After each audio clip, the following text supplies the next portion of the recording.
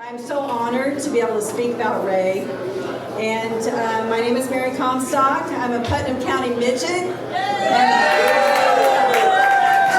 And my shirt says, "It's a great day to be a midget." Ray was a midget. I learned several things from Ray when I got to know Ray. I worked at Putnam County R1. I'm a graduate of Putnam County R1. And he roped me in to help with the Alumni Association and the reunions. So I've learned a lot from Ray, but I want to highlight 5 things. The first thing I learned from Ray is, if you have an idea, make it happen. Ray graduated with the class in 1955, 93 graduates. They had 5-year reunions like people back then used to do. I don't think our younger ones are doing those 5-year graduation reunions. They decided their reunion was so successful that they thought they would invite everyone from the decade of the 50s, which they did. And he was the driving force behind that. He had lots of people helping him. Several of those people are here today. He has some classmates. Dick Hill's here, Leota Thompson, Norma, Dixon, Amber Michael. They're all here today. And they helped him do their reunions. But in 2000, he had this fantastic reunion. 500 people came to Unionville. And the reunion is still happening. Now, it's kind of hard to get the addresses for that many people. He did it. But one way he made those ideas happen is that he knew how to delegate. And Ray was really, really good about making you feel important enough to be included, and then he gave you a good job. The other thing about Ray, and we all know this, that's why we're here, this was for his instruction, he was really a detail man. And so he had the idea, he got people involved, and then he made sure that the details were there to make it a success. The second thing I learned from Ray is to celebrate the past, but plan for the future.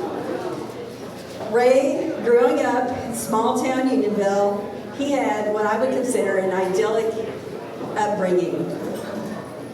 In small town, he had a paper route. He played on the football team. They played pranks. You've read about the pumpkin prank. And how do I know about his pranks and all those things? Is because when we would have an alumni meeting, we had to reminisce and reminisce and reminisce and lots of fun stories. And I would be looking at my watch thinking, I gotta get home and cook supper, but they wanted to just talk and have a good time. But he always celebrated, and that was an important part. He always planned a social time. It's important to him to get together and talk about the good times with the country club or whatever, wherever it was. He was inducted into the first class of the Putnam County R1 Academic Hall of Fame in 2010, celebrating the achievements of our alumni. And he always wanted to know, how many nominations do we have? Have you thought about this person? Have you thought about that person? And through the Alumni Association that he basically started, we've planned for the future, because that association has given out over $30,000 in scholarships to over 60 alumni, and many of those have come back to the local area, which is just fantastic. And Ray was always pushing. How are we going to get the younger people involved in our reunions? You know, they're all on Facebook. They don't care to see each other, but Ray really wanted that to happen. So the third thing I've learned from Ray is make other people your focus. All of us here, Ray touched, and I bet he somehow helped you make a connection with somebody else. Ray was so good with people's names, but he knew not just your name, he knew your brother's name. He knew where you used to work and where you work now. Ray had a gift, I believe, but I believe he worked at it. And the reason why he was so good at it is because people were his focus. It was very important to him to do that. And he really liked connecting people. And people from Kirksville, Unionville Rotary, area Rotary clubs, when he was president-elect and moved into the living quarters there at Evanston, we all went up. And there was a picture I've seen of our group that we went up. And it was interesting. We were sitting in his living room. I'm sitting on one side of the room. There's a lady on the other side. She's looking at me. I'm looking at her. And come to find out, it was Mrs. Whitney, who was my kindergarten teacher. I came to kindergarten here in Kirksville and had lost track of her. So I know he delighted in that kind of thing. And by the way, I want to say something about Judy. She was so gracious. There were so many people in and out of their living quarters, and she tagged along with Ray everywhere, and she was so extremely gracious and interested in people also. The fourth thing I learned from Ray is that you can always do better. When Ray was president of the convention in New Orleans, my husband and I went, along with some other people from Unionville. Through the House of Friendship, I heard about Interact. I did not know anything about Interact before that time. So Jane Blackburn, who was also there, she and I got all excited. Club was behind us, so we started Interact at Putnam County R1. We got these kids all fired up. They came up with a fantastic project to raise money, to buy shoes for Shoes for Orphan Souls. So when we had our chartering ceremony, which Ray came to do, and Elsie and Ron Gaber sent Rotary coins for each one of our charter members, which was fantastic.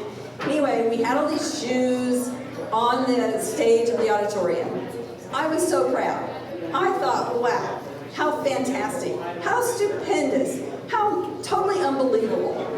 So Ray, I'm like, Ray, look at all these shoes. And he's like, yeah, that's nice. You know, he wasn't rude about it or anything, but and the message was, it's a start, you can do better. And we did. We rose to the challenge. Many more shoes the next year. The last thing I want to say about Ray that I learned was just to have fun. You know, that's why we're here. He wanted people to have fun. Any event I was ever involved with Ray, there was always a social time. That was very important. You know, I never saw him upset or mad. I'm sure some of you probably have. I don't know. He always had a story, a fun story. The reunion, the first big reunion, they had a pep assembly. Amber Michael was a cheerleader at that pep assembly in the year 2000. She's got her shirt on tonight. So I'm going to close. I want to read you something that Ray wrote. And I love Ray's writing because it's just as if he's standing here telling it to us. So this is a summary of that first huge reunion. He says the organizing committee for the quinquennial class reunions was still limited to members of the UHS class of 1955 until we decided to formally invite all the 1950s classes to our 2000 reunion. We called it a 50s reunion in order to involve all the classes from the 1950s, and at that time we recruited Maribeth DeHaven, Judy Lightfoot Robinson, and Orville Spence to help with the reunion. The editor of the Unionville Republican newspaper agreed to provide space on the front page for weekly articles about the reunion, and word about the 50s reunion on Labor Day weekend spread very quickly among the UHS graduates. In fact, we quickly received several complaints from graduates in the 40s that they were being left out improperly, so we added those classes and made it a 40s and 50s reunion. We also recruited, and you know how Ray is about recruiting, we also recruited former faculty members to attend who participated in large numbers. The number of registrants then exceeded 400, and several more attended the traditional dance on the city square, which was held on Saturday night, along with a band concert by former UHS band members. Unfortunately, it was exceptionally hot for Labor Day with temperatures near 100 degrees, which forced the cancellation of some scheduled events such as the cattle judging contest and the punt, pass, and kick competition. But overall, it was a magical event for nearly 500 people, many of whom had not been back to Unionville for many years. It was truly a time to remember. And that started with Ray's idea. So, I'll just recap really fast. Thanks again for the honor. And Ray had ideas. Act on your ideas. Celebrate the past, but plan for the future. Make other people your focus. You can always do better. And have fun. I guess I will begin by saying that this is a complete success already. I've had the opportunity to reunite with someone from high school that I hadn't seen, and also a college friend that through Ray's travels we have that connection. And so I hope everyone here has the opportunity to reconnect, and that is exactly what Ray wanted this evening to be about. But I do want to take a few moments and talk about his involvement with what was Macon Atlanta State Bank for most of his tenure. We have changed our name to MA Bank, but he became a board member in 1971, and quickly, although he was never officially given the titles, he very quickly took on 3 unofficial roles for the bank. One, as you can imagine, he quickly became the MC of our annual Christmas party and did a tremendous job with that. He was also quickly our parliamentarian, and I think we can all appreciate that and understand that. And then he also became, while not our official secretary, he was our proofreader of choice. And everything that we did, board minutes, official documents, all of those things, always seemed to make their way to Ray. So much so that by the time that I got involved with the bank, which was in the 90s, most of the meetings would really just begin with either Ray offering, yeah, I've reviewed the minutes and they're okay, or if he was not quick enough to offer that, one of the other directors would very quickly say, you know, Ray, have you looked these over? And he would say, yes, I've looked them over. And if so, there was nothing else to discuss. So those were three roles that were unofficial, but he carried them on throughout his tenure with the bank. As you know, and as you will hear from others, he's also a student of history and enjoyed storytelling. During our meetings, it was not uncommon for some of our deliberations to occasionally take a short detour, and I say short in quotes, but a short detour that brought in a name or an acquaintance or a circumstance or situation that provided context to whatever the deliberations of the day were, and kept it light, and those were always enjoyable. Sometimes, because of our tenure, we did have to hear those stories over and over and over again. And one story in particular that became almost tradition was, in the banking industry, there's a regulation called Reg O, and that regulation requires each of us as directors to go through on an annual basis all of the other organizations and interests that we have. And so our secretary would hand out those papers to us each year, and as we reviewed those, Ray would remind us of the misdeeds that the bankers that had done in the past that actually required that Rego disclosure. And so we probably heard that for 10 years in a row, but it was always a welcome story, and I think all of us enjoyed that. Again, that was just part of Ray's personality to share those stories. Our board has always been very cordial, but all of us have been engaged, and so we have a lot of deliberation and conversation around things. Most of the time, we are in agreement with most of the issues that came before us on any particular day. But on occasion, there were times when there might be an issue or an opportunity or a challenge that was presented with us that caused us to have a little bit more deliberation or conversation. And so we would spend a little bit of time going back and forth with that. And then I had the opportunity to sit right across from Ray during the board meetings. And so I got a front row seat to how he interacted and engaged with people. And during that entire time, he would sit quietly with a little bit of a smile on his face, just taking in all of the perspectives that were being shared.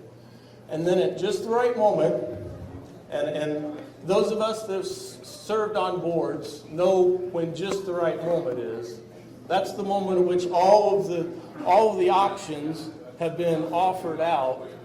But if somebody doesn't interject soon, we're going to just rehash and recircle all of the things over and over and over again. So at just the right moment, Ray, on more than one occasion, would take a deep breath, lean back in his chair, fold his hands over his chest like this, and he would start with, "Well, it seems to me,"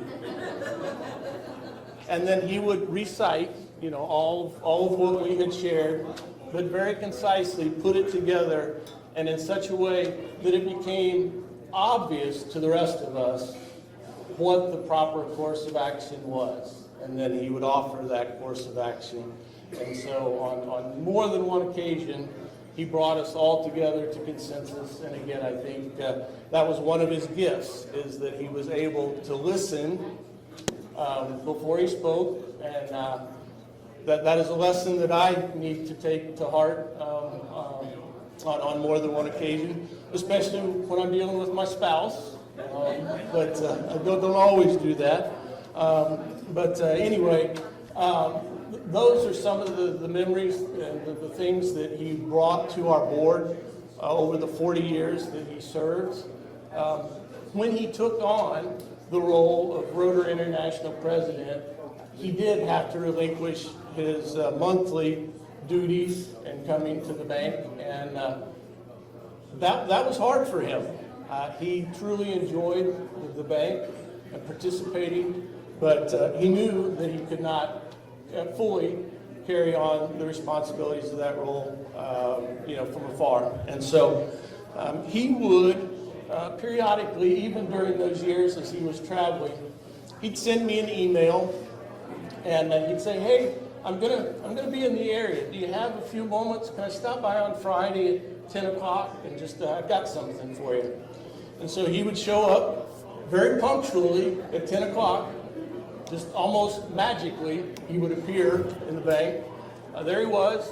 He'd come in, and he might have an ad from a bank in California or North Carolina, or he might have an article that he'd read on the plane, on his way to India or wherever it might have been, that he'd bring to me, sit down for a few moments, share that with me, and then as quick as he had appeared, he'd be up. Just as I was getting ready to kind of settle in and have a conversation, he would be up and off and going again, because his schedule just demanded that. But as I reflect on Ray and the things that I learned from him, he took the time. It didn't matter that article from California didn't really have anything to do with the bank, but that was a reason for him to come in and reconnect and learn what was going on, both in my life, but also in the life of the bank. And so that was just the reason. And he was always looking for an opportunity to connect and also reconnect back with people. And so those are the lessons that I learned from Ray, and that I will take with me for a lifetime.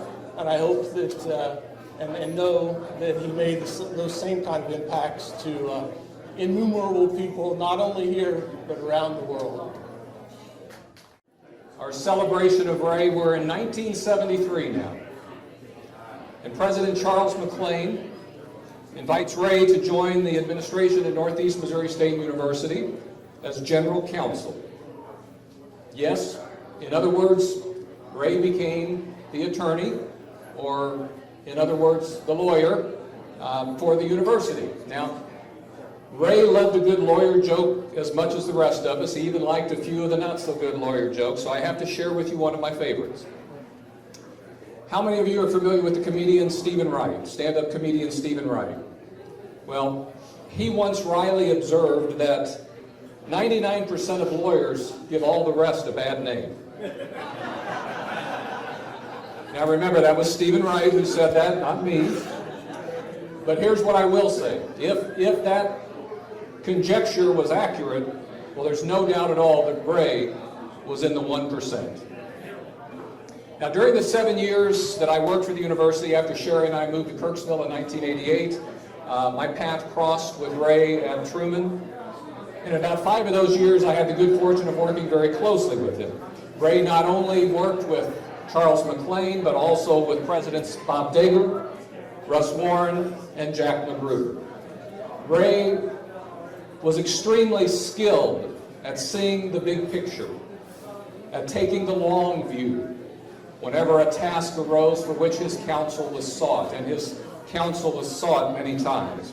Even if he was told, typically by the president, that the desired outcome of a project was desired yesterday, Ray could calmly and strategically map out a path toward a successful end result that managed to avoid creating even more problems than the one that was attempting to be solved. So give Charles McLean the credit for bringing Ray in as general counsel, but then credit those who followed President McLean for seeking Ray's counsel and for following him. Now here are just a few remarks that I ran across about Ray from a performance appraisal written by then-President Russ Warren. And I quote, "He listens carefully to what the institution needs to have done and then attempts, within the confines of integrity, ethics, and law, to find a way to do it successfully." Russ also wrote of Ray, "He has a very calm personality, not getting overly excited about anything, and that aids all of us in decision-making." Now, during nearly all of his 22 years that Ray served the university, Gene Snyder was one of his colleagues. Gene was the longtime physical plant director. I spoke with Gene recently, and he said of Ray that some people are born leaders, and Ray is certainly one of those. And he's a good listener, too.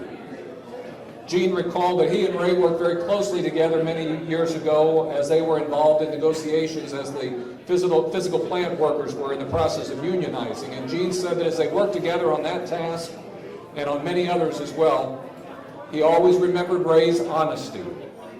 And while Gene also cited Ray's inclination towards calmness, he said the only time he ever saw Ray get even a little bit upset was when someone questioned something that he had said as not being true. Now, those of us who worked with Ray also knew there was another side to him, though. He was meticulous. But his meticulousness resulted in going through reams and reams of paper and filling up one filing cabinet after another to overflowing. Tracy Hill, who's here today, she is now executive assistant to the president at Truman. She's worked in the president's office her entire career, and she recalled that Ray not only kept the final draft of every document that he ever touched, he also kept the first draft. And the second, and the third, and the fourth, and how many ever it took for Ray to finally get to the point where he would put down his ever-present red ink pen and say, okay, let's go with that. Now, I do have to add one personal observation to Tracy's about that topic. A year or two after Ray was RI president, I got a call from a college contemporary of mine who at the time was a member of a Rotary Club in the Washington, D.C. area. And she had been given the task, because she knew Ray from when she was a student, she had been given the task of introducing him when he came to speak at their club in a couple of months. So she called me just to see if I could share any inside information with her as she crafted her introduction. And I said, well, if you don't mind using a little humor, Ray is kind of notorious for killing trees, given all the drafts that he goes through with every document that crosses his path. And she immediately laughed and said, that's perfect. I'm going to use that. Well, she went on to tell me that her club had the tradition of when a special speaker, and certainly Ray qualified as a special speaker, whenever a special speaker spoke to their club, they were given the gift. They would plant a cherry blossom tree in the speaker's honor. So I don't think one cherry blossom tree managed to make up for all the paper that Ray used over the years, but at least it was a start. And if you believe that the stereotype is true about doctors having poor handwriting, then maybe it's true that Ray attended the wrong professional school at Mizzou, because Tracy also said his penmanship was horrible. It was like chicken scratches. But she said that anyone who worked with him long enough eventually figured out what he was trying to say. But Tracy also pointed out what else the people who worked with Ray quickly figured out. That he cared for others, that he always had a lot on his plate, but he was rock solid in both his relationships and his accomplishments. Ray may have been a tiger from Mizzou, but he also became a bulldog, and there was plenty of purple in his wardrobe as well. Now, in addition to his work as general counsel at the university, Ray also served for a while as dean of administration. He also taught some business law classes. Imagine turning in a paper to Professor Klinginsmith and getting it back marked up many times over, but I'm sure that was very successful for those who were in that role. So Ray served the university well, absolutely well, from 1973 until, at least according to his obituary, and I quote, until his retirement in 1995. Now I have to close by making one other observation. That as educated as Ray was, and as much of a wordsmith as he was, he apparently had one noticeable shortcoming. He didn't understand or fully comprehend the meaning of the word retirement. And again, I quote, retirement, the action or fact of leaving one's job and ceasing to work. Ceasing to work, Ray? No, not at all, as you will hear from our remaining speakers. There's many things that I know about my history of public speaking and the first one is you don't want to follow Dale Shinnewer, but I drew that short straw, and yeah, hence the joke. It's okay. So I'm sure we had to lower that camera a little bit as well.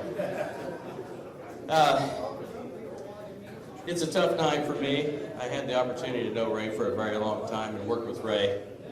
And there's not been a thing said tonight that I don't agree is true. I've written down my comments. I've rewritten, edited multiple times, just as Ray taught me. And so I'm going to follow my comments and I'll be brief. I'm honored to be here today to share a few words about Ray. Ray was a mentor and a friend, and I'd also like to say that it does not surprise me that he's holding a celebration here at the Duke. This is one of Ray's favorite places to meet and have a beer. Oftentimes I think Ray would invent the reason for a meeting, to have a social opportunity here at the Duke with his friends. Well, I personally had the pleasure of many of those social meetings. And I'll remember all those and appreciate those.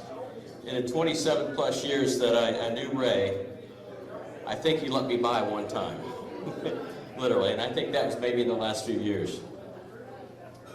Humility was one of Ray's finest traits. He was extremely accomplished throughout his life. However, I never learned of any of his accomplishments from him. Always from others. Somebody else would tell you about Ray did this or Ray did that, or you'd read it in a bio that somebody else read. But Ray never talked about those things. He didn't boast about anything, especially himself. But I'm confident in one thing.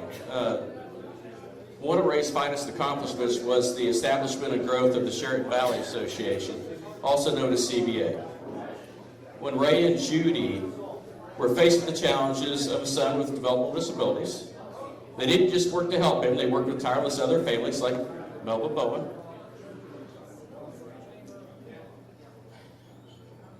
not just to help their own child, but to help the children of everybody in the community that needed the same services.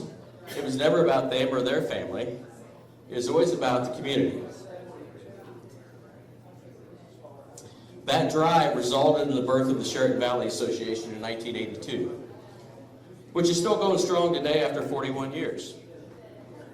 Ray served as the board president of CVA from its founding in 1982 through 2008, and then only left the position to advance his service through Rotary, which was another true love of service.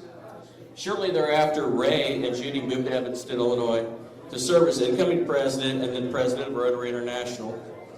Ray returned as a director at the CVA board in 2011 and served another 9 years, giving a total of 35 years of dedicated service on the board. Very commendable, and no surprise to any of you that are here tonight. I had the pleasure of meeting Ray in 1996 when I was hired as the bookkeeper for Sheraton Valley. Only 3 short years later, I was provided the opportunity to serve as the interim director, and then was offered the opportunity to become the executive director of the organization at age 26. I really wasn't prepared to run an organization, but what I did have was a quality education from NMSU, now Truman, a country boy work ethic, and a personal experience with a family member with disabilities. At that time, Ray saw something in me that I wasn't confident that I had. But I was very eager to give it a shot, and he was willing to develop me as a leader. Ray was a brilliant man. I was always amazed at how he could recall the finest details of conversation or situations from decades earlier. He never missed a detail, and he set very high expectations. But he was always willing to do his part in providing guidance toward excellence.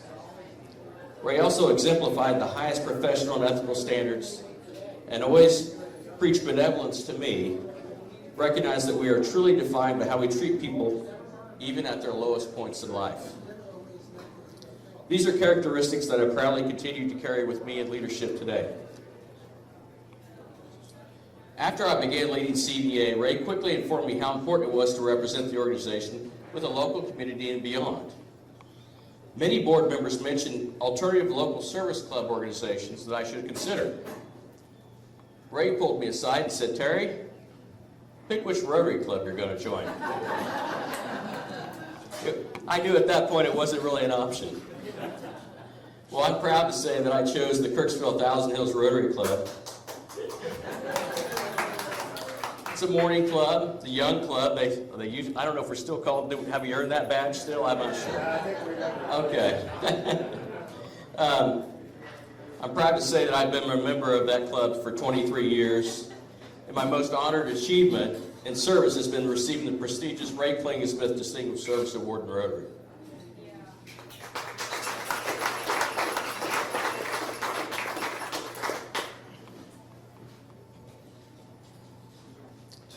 Ray was a kind person with rarely a harsh word to say about anyone, but when he did share some disapproval, it was not uncommon to hear him say, what in the Sam hell is going on? That was not the most curse words you ever heard out of Ray, I think. What in the Sam hell? But he used that phrase a lot. Ralph, you probably heard that a lot. Yeah.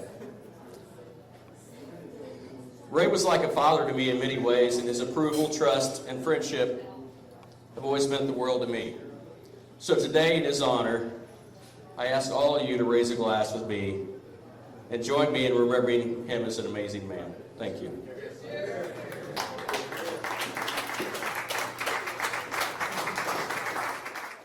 As Dale mentioned, Ray came to Kirksville to be the general counsel at Northeast Missouri State University in 1974.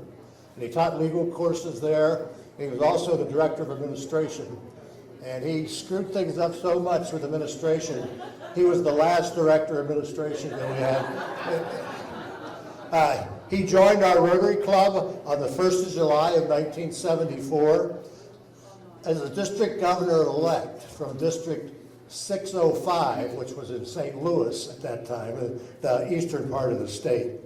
And he came from the Macon Rotary Club. He was one of 2 members of our club. We have never found out who the sponsor was. I guess no one would admit that they were Ray's sponsor to the club. So he was district governor from 75 to 76. He had a memorable district conference in Hannibal at the old Holiday Inn. I understand people jumped in with their suits on from the diving board, and Ray always loved hospitality. We always had great hospitality rooms in 605, unlike current 6040. So he later was elected as the zone rep on the Rotary board, and Ray was actually a member of the board where they approved the first women in Rotary, and he has some good stories about that. He mentions the Japanese member that said, "We're not going to have women in Rotary over my dead body." And a few years later, he came up to Ray and said, "Ray, I made a mistake. I'm glad we have women in Rotary." So I think we all are glad we have women in Rotary, and I know Ray was very proud to have women in Rotary. So I first met Ray when I moved here in 1989 to command the ROTC.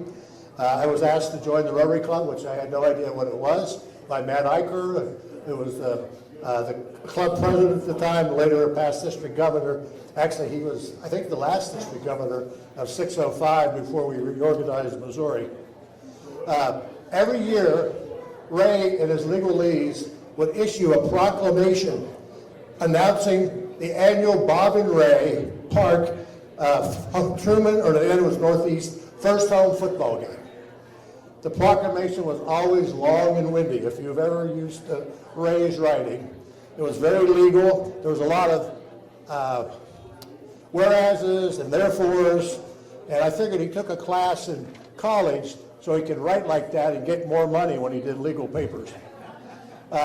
Ray always considered himself the commander-in-chief of College Park. His neighbor Tom Lundberg was the mayor, and I was the commander of the College Park militia in our stealth submarine that lurked in the lake at College Park. We always had a keg or two, good food, fun times. And one reason Ray had parties in Bob and Ray Park was because he could just crawl home. Ray took me under his wing, and I served as the club president in 2000 to 2001. Ray believed our club needed something to replace the lively banner that Walter Beard and Green Simpson had before they departed the club. So he decided we would, and someone brought this up at Rotary last week, we became the two Muppets, the old guys. And so we reminded our club of the two Muppets going at each other, and I guess my name is Waldorf. So I don't know what names. Dale, do you remember? Anyhow, so we did a lot of things, and it was, people enjoyed the banner, at least at our club. Sometimes when I was out in Rotary world, the big world, and I made fun of Ray, it was like, oh my God, he said that to Ray Klinginsmith. And so, but we had a good time. And Ray enjoyed it because even 2 weeks before he died, he was still texting me zingers. So he enjoyed doing that.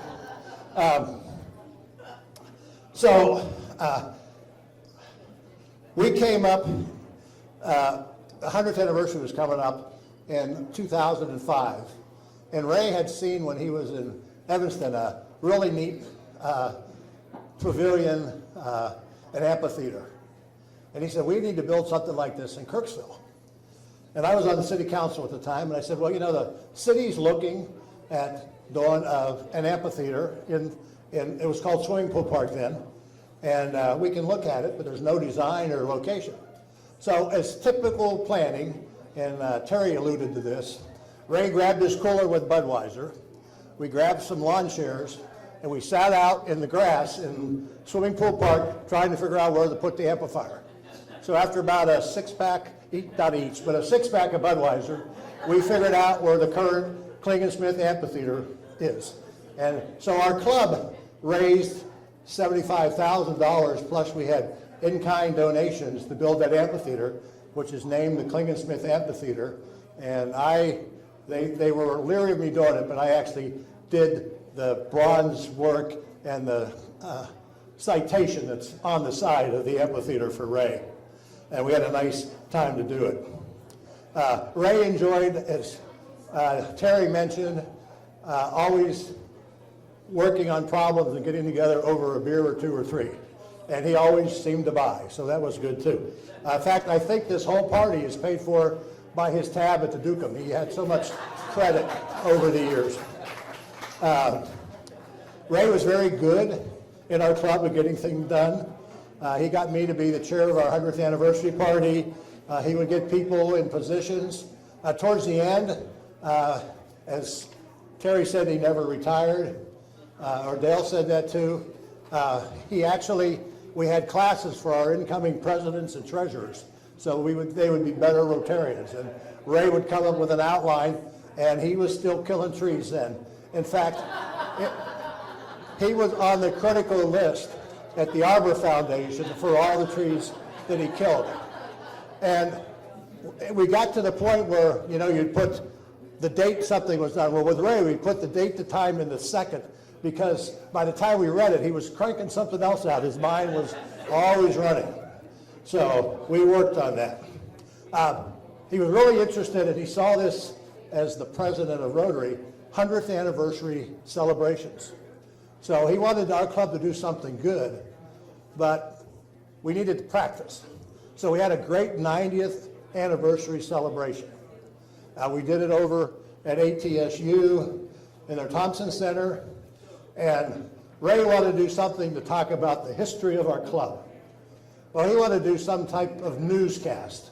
And I said, Ray, that's pretty lame. We need to come up with something else. And that's not good to tell Ray that he had a lame idea.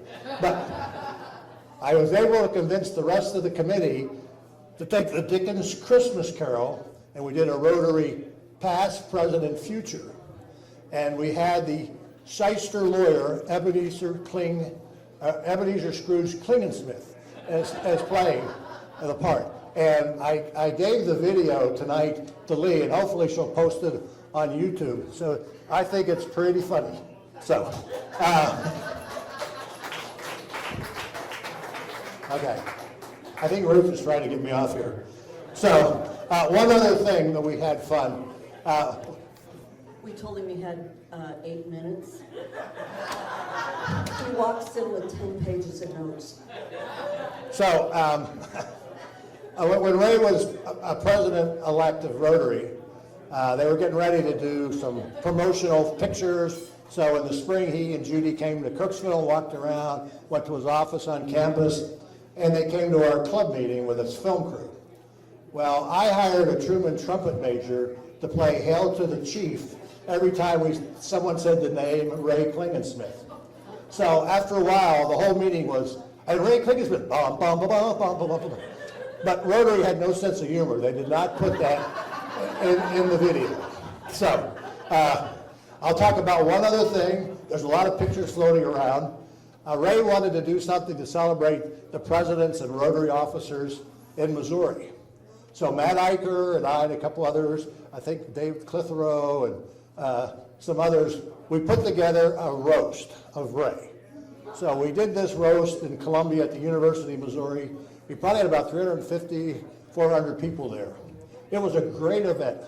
All kinds of Rotarians. Of course, Ray knew most of the people, so it was really great. But he was really mad because I roasted him pretty good. And so he wanted to get even with me. And I actually did another roast in New Orleans before the convention because his secretary wanted to see it. We did a few other things. I might mention, I know Ruth will get me, but going to Montreal, he sends a text or an email. He says, Ralph, I had the second row in the front for the convention down on the floor, and my family won't be there till the end, so you can sit there if you stay sober. And so he sends this to his secretary and the Rotary people. So I said, that's typical Ray. He's trying to get at me. So I sent a note back and said, Ray, if you're speaking, I need to be drunk anyhow. And so we went on from there. So I think that I got the hook. I just want you to say, Ray and I had many great times together. We were great friends. We did a lot. We saw a lot, and we really loved working together and loved Rotary. Good evening, friends. This is one of those moments, isn't it? It's one of those moments where your heart beats a little bit more and you dang sure want to get it right. And I'm honored by the family and by Lee to represent a huge, huge part of Ray Klinginsmith's life.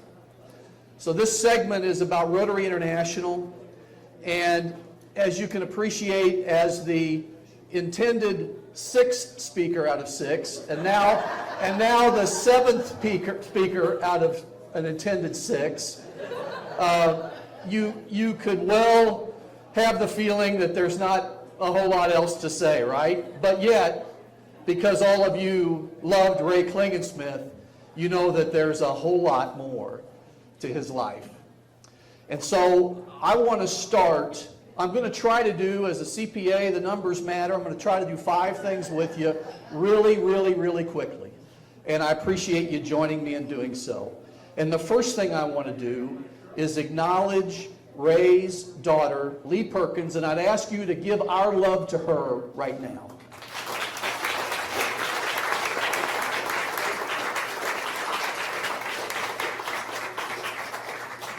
Many of us have been chosen by Lee and the family to share with you tonight, and Lee has taken the opportunity to share her thoughts in this little program. And I hope that you'll take the time to read her words as well. Will you do that? Take the time to read Lee's words as well.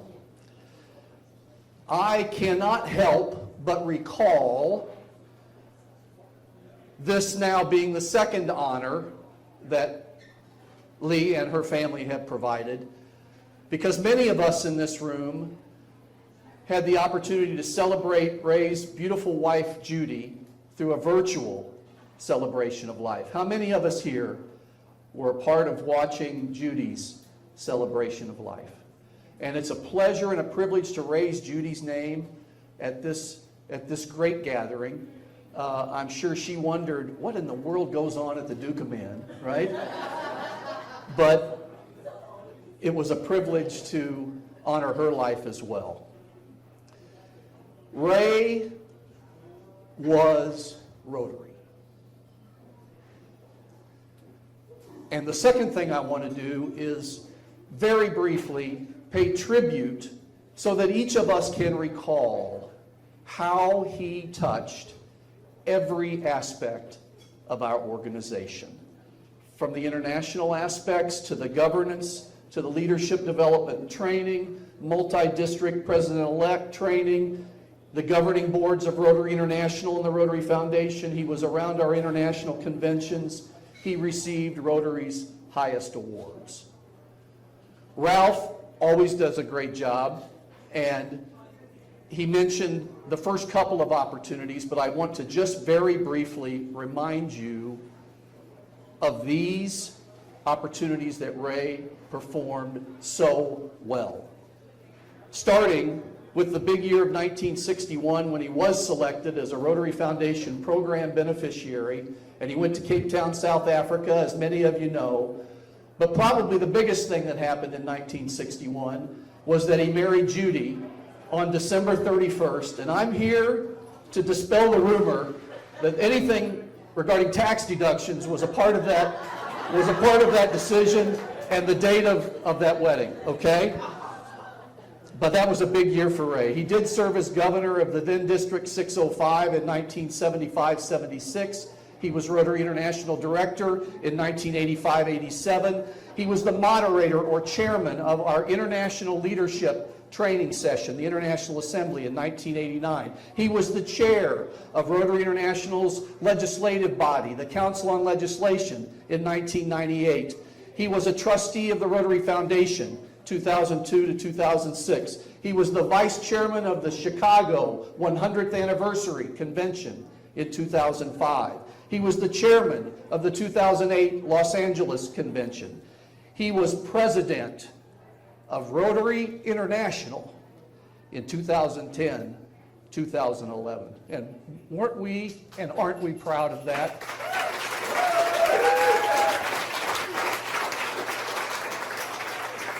We will always be proud of that. I always reflected on the beautiful symmetry of his convention at the end of his presidency was in New Orleans, which was the port. You've heard him tell the story, many of you. The port from which he left to travel by boat to South Africa 50 years before. The symmetry of traveling 50 years earlier and coming back to that place. He was the first Rotary Foundation program alumnus to serve as Rotary International President. And his theme was building communities and bridging continents. Building communities and bridging continents. That was Ray Klinginsmith, right? I want to acknowledge that one of the people that assisted Ray during his year as president, one of the key people, was a Rotarian from Warrensburg, one of Ray's dear friends, Dwayne Sterling. I want to lift Dwayne's name, and I want to acknowledge that his wife, Pat Sterling, is here with us, and it has been fantastic to see Pat. So it's a challenging opportunity tonight, and so I thought that the best thing that I could do for all of us this evening would be to bring some of what I've been blessed as one that was close to Ray, and most of you know that. Certainly he was my mentor in Rotary and will remain that. And I have benefited from receiving notes from all over the world in the last 3 weeks. And I'm going to share just a couple of those with you as the third thing. One of Rotary's best came from Iceland. A good friend and a great Rotarian from Europe. From Africa, what a great man with a wonderful legacy. I'm sharing this with you also because every single one of us in this room can say the same things, the same words. But many around the world would love to be here with us tonight. And so I'd like their voices to be heard. Certainly Ray impacted me many times. Rotary is better off. I'm better off. From Australia, my abiding recollection of Ray was his amazing memory. Others have referenced that. Ray loved to laugh and was always good company. And from Asia, I was so impressed by his photographic memory, his warm wit, and his encyclopedic knowledge of Rotary. For example, if you asked him, he could tell you who the president of Rotary was in 1922, who was the vice president in 1941. He could tell you when a particular amendment was made at the Council of Legislation, who made the motion. He would tell you who the chairman of the 1965 International Convention was, what city it was held, and so on. Ray had no airs about him, was humble in his ways, firm and persuasive and yet soft-spoken in his arguments, ready to stay with his convictions, and at least on the board, tolerant to the view of another and a gentleman to the core. He had his own unflappable, unique style. He was kind and encouraging to newcomers and novices and endearing to all. And then the final comment made from this great Rotarian in Asia has put me in a little conflict tonight because I've heard so many times that Ray was the one that was buying the beers here, but I will go ahead and tell you that this colleague in Asia said Ray was also thrifty. When he invited the board to dinner, you could well end up at Pizza Hut.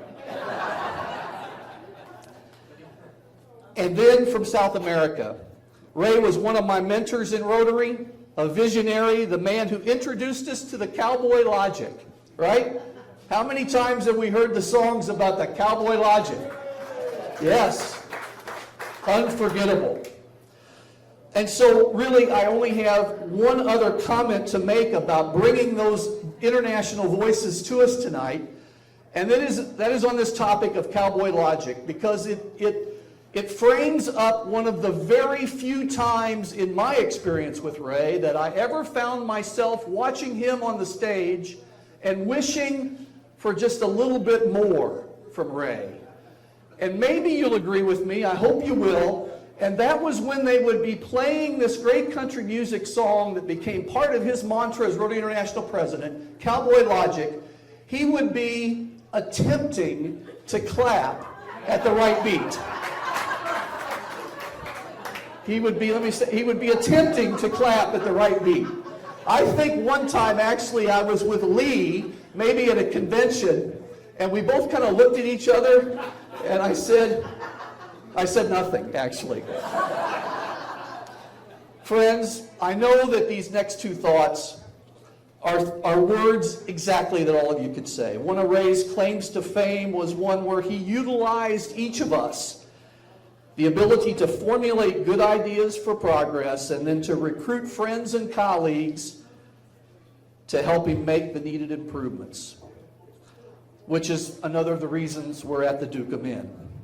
All of which was aided by his sense of humor, his use of cowboy logic, and his wish to make things bigger, better, and bolder. Bigger, better, and bolder. And that's what we will continue to do in Ray's memory.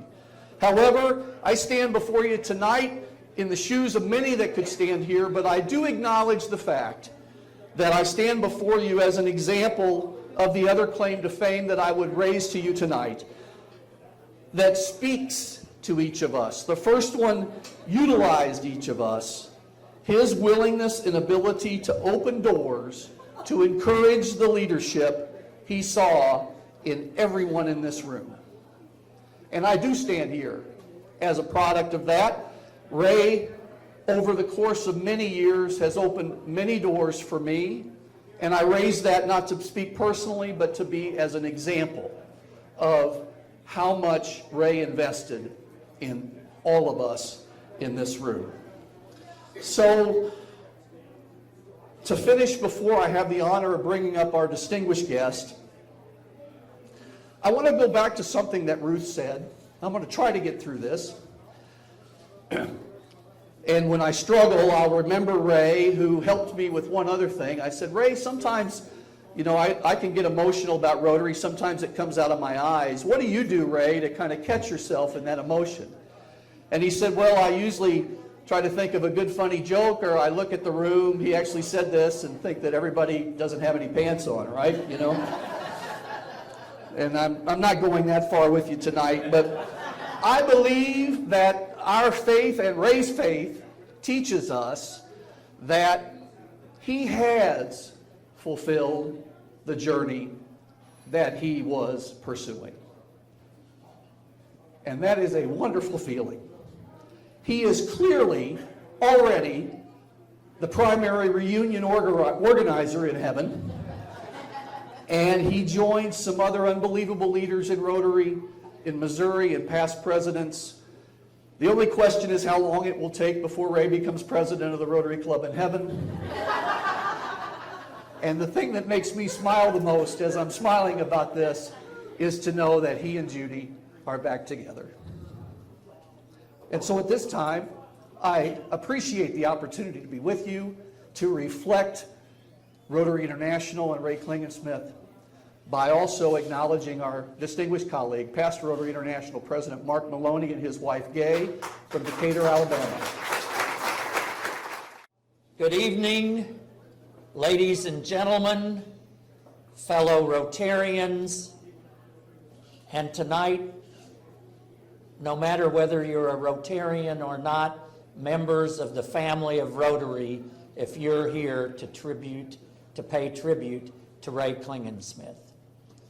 I am Mark Maloney. This is my wife, Gay Maloney. I'm a member of the Rotary Club of Decatur, Alabama. Gay is a member of the Rotary Club of Decatur, Daybreak, Alabama, because there is no Rotary Club in the world big enough for both of us.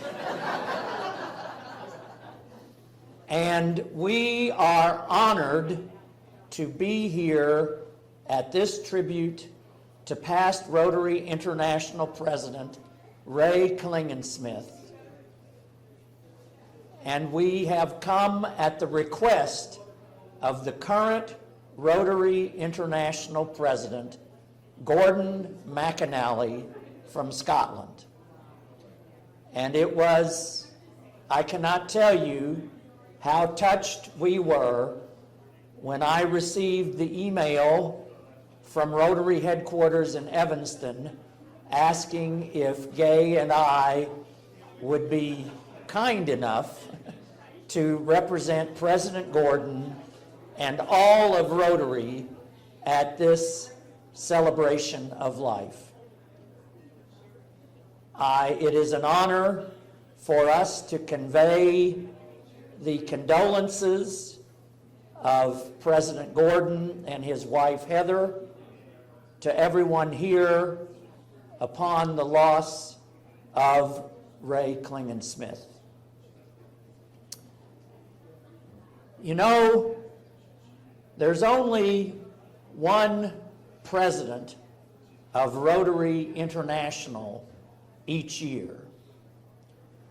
And except for Paul Harris, the founder of Rotary, who served as president for 2 years in 1910 to 1912, no other individual has served for more than 1 year.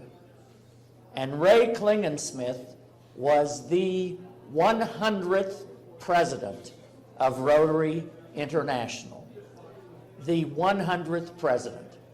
And when you consider that there are now 1.2 million members of Rotary clubs around the world, that there are 37,000 Rotary clubs around the world, being one of 100 is a tremendous distinction.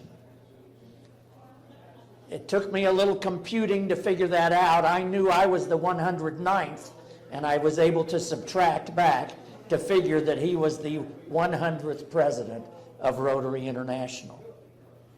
In addition, Ray was the first of a series of 4 United States presidents, and during those days that would only happen once every 3 years, a series of 4 United States presidents who all came from the center part, the heart of America, here in the United States.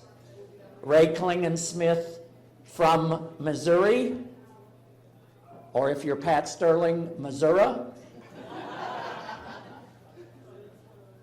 Ron Burton from Oklahoma, John Germ from Tennessee, and myself from Alabama. And you know, there are very few organizations that give small town business and professional people the opportunity to have a place on the world stage. And Ray Klinginsmith, coming from Unionville and Macon and Kirksville, I would say qualifies as a small town individual. And he has had a tremendous impact on the world stage. Larry mentioned that Ray was the moderator for the 1989 International Assembly. That's where I was trained as to be district governor. He mentioned that Ray was the chair of the 1998 Council on Legislation, and that was in Delhi, India, not just Chicago, Delhi, India. And that was the first time I attended a Council on Legislation. And so I have had the opportunity to see the impact that Ray had upon the Rotary world. And I endorse the comments that have been made by all of the prior speakers discussing Ray's Rotary involvement.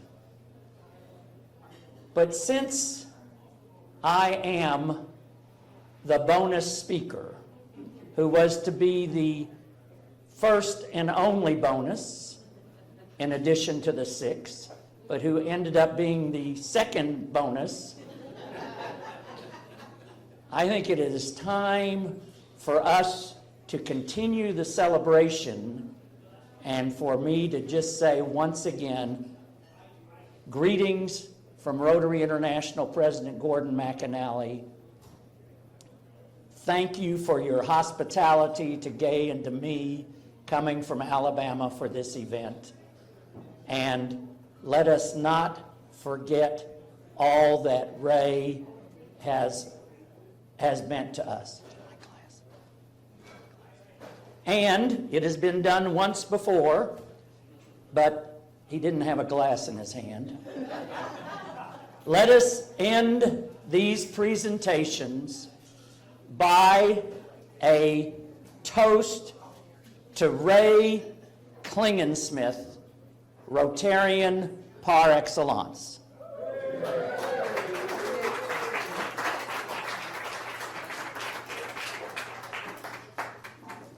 And I want to be the bonus and say, let's raise a toast to Judy, who was beside Ray all the way.